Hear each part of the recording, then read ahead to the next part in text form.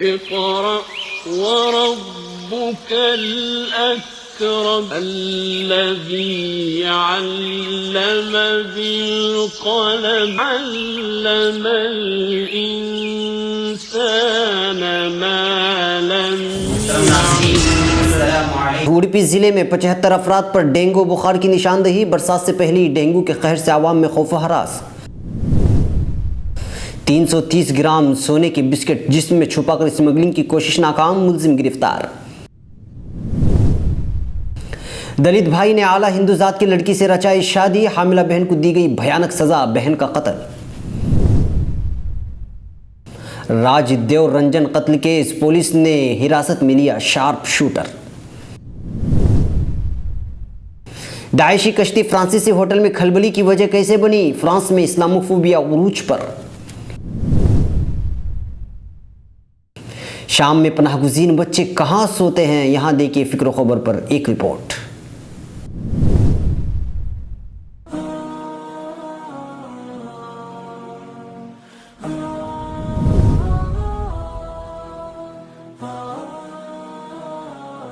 गुजरात से आने वाली दो खबरें, एक खुश करने वाली तो दूसरी रुलाने वाली। नाज़रीन, गुजरात से दो खबरें आई हैं जिस पर मैं सीधी बात से सीधे सीधे तबसरा करूंगा और आपको सीधी और खरी खरी सुनाऊंगा। देखना न भूलें फिक्र खबर की सीधी बात मेरे साथ।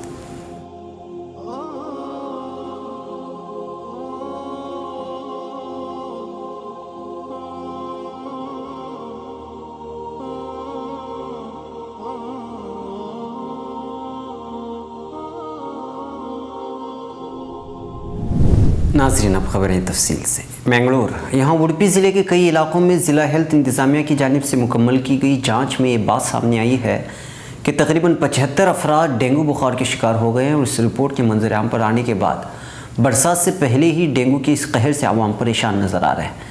फिक्र खबर को मिली इत्तला के मुताबिक पूरे ज़िले से लगभग 450 मरीज़ों की स्क्रीनिंग की गई थी। जनवरी से अप्रैल के बीच लगभग 75 मरीज़ के सिलसिले में टेस्ट पॉजिटिव आया है।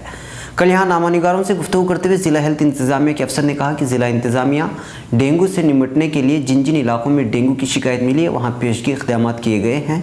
अब तक 600 मुख्तलिफ इलाकों में बेदारी मुहिम के तहत इक़दाम हो चुके हैं और तमाम मरीज़ों को तिब्बी सहूलियात भी फराहम की जा रही है। बेंगलुरु, यहाँ बेंगलुरु के केम्पेगौड़ा इंटरनेशनल हवाई अड्डे पर कस्टम अफसरान ने एक ऐसे मुलजिम को गिरफ्तार कर लिया है जो गैरकानूनी तौर पर लाखों का सोना स्मगल करने की कोशिश कर रहा था। फिक्र खबर के मुताबिक मुलजिम की शनाख्त विजय अशोक वेडवान मुकीम थाने महाराष्ट्र की हैसियत से कर ली गई है। यहाँ श्रीलंकन एयरलाइंस UL 173 के जरिए पहुँचा था। बताया जा रहा है कि कस्टम अफसरान इसके चाल चलन पर नज़र रख हुए थे। दौरान तहकीक इस बात का पता चला कि वो सोने के बिस्किट पेट में छुपा कर ला रहा था। मलहूज़ रहे कि इसी महीने की 10 तारीख यानी 10 मई को यहाँ कस्टम अफसरान ने एक 53 साल खातून को गिरफ्तार किया था जो कि 1.07 किलोग्राम सोने के बिस्किट इसी तरह बस में पेट में छुपाकर स्मगल करने की कोशिश कर रहे थे। पुलिस इस मामले में मज़ीद छानबीन कर रही है। तिरुवेनुवेली, तमिलनाडु ज़िले के विनारपेट हल्के में पेश आने वाले एक दर्दनाक वाक़े में एक 27 साल दलित हामिला खातून को कत्ल कर दिया गया है जिसके भाई ने ऊंची जात की हिंदू लड़की से शादी की थी। पुलिस ने बताया कि दलित लड़का यस विश्वनाथन उम्र 29 को ऊंची जात की हिंदू लड़की यस कावेरी से प्यार हो गया था और चूंकि लड़की के अहले खाना इसके सख्त मुखालिफ थे इसलिए दोनों ने घर से भागकर शादी कर ली और गुज़श्ता 3 मई को अपने शादी का रजिस्ट्रेशन भी करा लिया। जिसके बाद लड़की के बाप शंकर ने थच्चानेलूर थाने में दलित नौजवान के खिलाफ लड़की के अगवा की शिकायत दर्ज कराई। बाद में विश्वनाथन ने अहले खाना ने शंकर के खिलाफ खतरनाक अंजाम से धमकाने का मामला दर्ज कराया जिसके बाद लड़की के अहले खाना की तरफ से जवाबी कार्रवाई से खौफजदा होकर दोनों फरार हो गए। इस दौरान शंकर को मालूम हुआ कि उसकी बेटी और विश्वनाथन अपने घर पर आने वाले हैं तो गुज़श्ता रोज़ दोपहर बाद वो विश्वनाथन के घर पहुंच गया लेकिन वो इन दोनों को नहीं पा सका जिससे आग बगोला होकर शंकर ने विश्वनाथन की छोटी बहन यस कल्पना पर फावड़े से हमला करके फरार हो गया।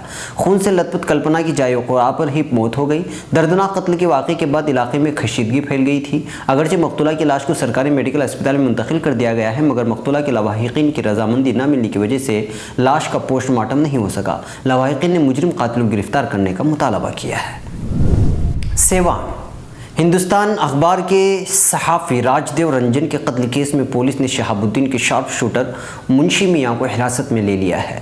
पुलिस हेडक्वार्टर के मुताबिक ज़िले के सीनियर पुलिस अफसरान जाए वाक़या पर पहुंचकर मामले की तहकीकात कर रहे हैं। इससे पहले पुलिस इस मामले में 4 मुश्तबा अफराद को भी गिरफ्तार कर चुकी है। सेवान में सहाफ़ी राजदेव रंजन कत्ल केस में पुलिस आरजेडी के साबिक लीडर और जेल में बंद दबंग मोहम्मद शहाबुद्दीन के किरदार की भी जाँच कर रही है। इस मामले में पुलिस शहाबुद्दीन के करीबों से भी पूछगछ जारी है। इंडियन एक्सप्रेस की रिपोर्ट के मुताबिक पुलिस ने इस मामले में सेवान के साबिक एमपी के 2 करीबी लोगों को हिरासत में लिया है, जबकि शहाबुद्दीन का नाम एफआईआर में नहीं है। सेवान के एसपी सौरभ कुमार ने कहा कि एक मनसूबाबंद कत्ल है जिसे प्रोफेशनल गैंग ने अंजाम दिया है।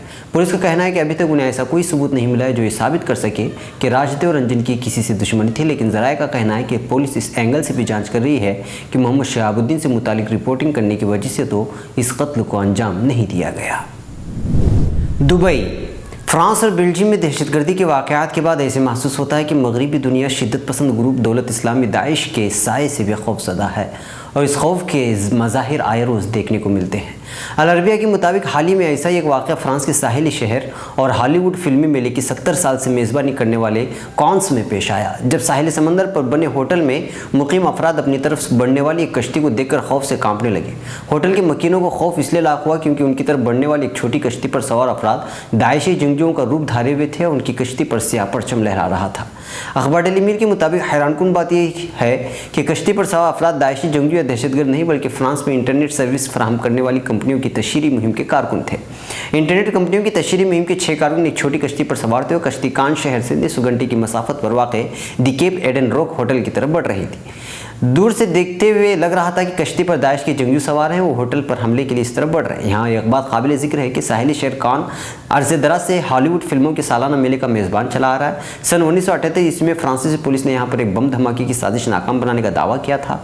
फ्रांस में गुज़िश्ता वर्ष नवंबर में होने वाली दहशतगर्दी कार्रवाई में 130 अफराद हलाक हो गए थे। फ्रांस की तारीख में दहशतगर्दी का एक बदतरीन वाक़या है। शिद्दत पसंद तंजीम दाइश ने इस हमले की जिम्मेदारी कबूल की थी। फ्रांस में दहशतगर्दी के वाक़े के बाद दाइश का नाम सुनकर लोग खौफज़दा हो जाते हैं। दुबई, शाम के अलमनाक बहरान के आगाज़ को 5 बरस से ज़्यादा बीत चुके हैं। इस दौरान शामी पनाह गुज़ीरों ने हिजरत और तर्क वतन का कोई ऐसा ज़रिया नहीं छोड़ा जिसने उनको कड़ी आजमाइश में न डाला हो। इस तरह मौत से फरार के इस अज़ियतनाक सफ़र में शामी बच्चों ने हर सड़क और फुटपाथ पर अपना बिस्तर बिछाया है। पनाह गुज़ीरों के लिए अतिया जमा करने की मुहिम के सिलसिले में पनाह गुज़ीरों की उम्र के सुप्रीम कमीशन ने बास तस्वीर जारी करने के साथ एक सादा सा सवाल भी पेश किया है कि पनाह गुज़ीन बच्चे कहाँ सोते हैं। कमीशन की जानिब से यह सवाल सिर्फ शामियों के हवाले से नहीं बल्कि तमाम पनाह गुज़ीरों के बारे में पूछा गया है। वाज़ेह है कि अक़वाम मुत्तहिदा की जानिब से जारी होने वाले अक्सर रिपोर्टों में शामी पनाह गुज़ीरों के बहरान को पहली जंग अज़ीम के बाद अजीम तरीन आफत करार दिया गया है, तो फिर किसी महफूज मकाम तक पहुँचने से कबल अपने पर मशक्क़त सफ़र में शामी पनाह गुज़ीन बच्चे कहाँ सो रहे हैं, शायद इन तस्वीर के ज़रिए दिया गया जवाब आसान और मोतबर हो। ये बच्चे बड़ी सादगी से बाज़ फुटपाथों पर या रेलवे ट्रैक के अतराफ बिस्तर बिछा लेते हैं। बाज़ बच्चे जंगलों में वीरानों में प्लास्टिक के खैमों में सो जाते हैं, जबकि बहुत से तो खुले मैदान में नींद की वादी में पहुँच जाते हैं। इन बच्चों की याददाश्त यकीनन इस मशक्क़त और अज़ीज़ के सफ़र की तस्वीर महफूज कर लेगी जिसका ये सामना कर रहे हैं। नाज़रीन, ये थी फ़िक्र ख़बर वीडियो न्यूज़ की अहम तरीन ख़बरें। मज़ीद आलमी, ख़लीजी, मुल्की और मकामी ख़बरों के लिए स्क्रीन पर दिए जा रहे हमारे वेबसाइट्स तक आने की ज़हमत फरमाएँ। फिर मुलाकात होगी। अस्सलामु अलैकुम वरहमतुल्लाहि वबरकातुहू।